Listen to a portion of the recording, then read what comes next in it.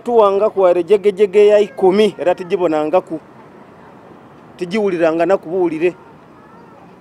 tibonanga ku muntu yena akuba nti oba poliisi wa Amagye poliisi njibona weba baidamu uniform etali ya Amagye ninzo okubaba aye mbona baki buli aida ne yandulira muzeeyi kino ni kino nkola ni nani buli aida ayi tibonanga wazira buyambi bona bwe mbonanga ku side ya Amagye okutolaku dwaliro omuserikale waffe yakikolo w'Amagye tukyagenda ddala maaso okuvumulira ekikolwa kyeyakola tukyagenda ddala maaso okulaba nti tumunoonya ne tumukwata ne tumukuba mu mbuga z'amateeka. Amagye tulina bye twakolako era waliwo bye tukozeeko ekyokugeza olunaku lwenyini ekizibu kyatuukako twasobola okuwaayo obuyambi mu nsimbi sente zetwawa famire okukyala n'abaaliwo abaganda be twasobola okupangisa ambulance yasobola kumujja mu ddwaliro lyeyatuusibwako okufuna obujanjabi obusookerwako Mulago hospital netusobola kumutwala mu ddwaliro weyasobola okufuna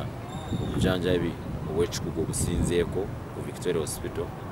Victoria Hospital eddwaliro tukolagana nalyo ng'Amagye tutwalayo abalwadde baffe twasobola okumuteekayo era ne bill UPDF egenda ozisasula. Tuli mu tutegeeragana bulungi ne Uganda Poliisi bamukozesa abapoliisi okulaba nti buyambi kyobulala bwe tunaasobola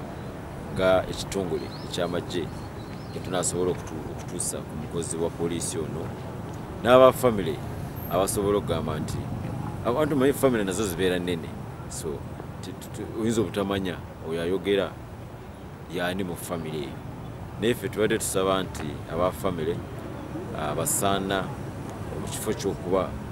bagenda ne bagamba nti tulina kye tubayambye basobola n'okujja mu mitendera gyennyini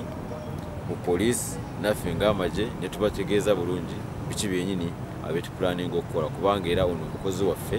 omukozi wa gavumenti omukozi wa kitongole ky'ebyokwerinda eky'amaanyi nnyo ekya poliisi kyetukolagana nnyo nakyo